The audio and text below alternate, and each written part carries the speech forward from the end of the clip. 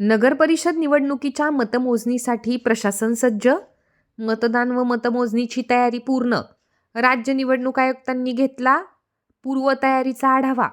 जिल्ह्यातील 10 नगरपरिषद स्थानिक स्वराज्य संस्थांच्या सार्वत्रिक निवडणुकीसाठी 2 डिसेंबर रोजी मतदान पार पडले असून 21 डिसेंबर रोजी मतमोजणी प्रक्रिया पार पडणार आहे. तसेच देऊळगाव राजा नगरपरिषद आणि खामगाव, शेगाव व जळगाव जामोद या नगरपरिषद क्षेत्रातील 7 प्रभागांसाठी 20 डिसेंबर रोजी मतदान घेतले जाणार आहे.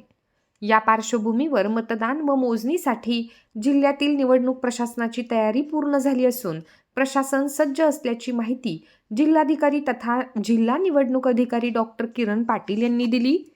स्थानिक स्वराज्य संस्थांच्या सार्वत्रिक निवडणुकीच्या पूर्वतयारीच्या अनुषंगाने राज्य निवडणूक आयुक्त दिनेश वाघमारे यांनी दूरदृश्य प्रणालीद्वारे आढावा बैठक घेतली.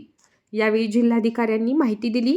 या बैठकीला विभागीय आयुक्त श्वेता सिंघल, जिल्हाधिकारी डॉक्टर किरण पाटील, पोलीस अधीक्षक, सर्व निवडणूक निर्णय अधिकारी आदी वरिष्ठ अधिकारी उपस्थित होते.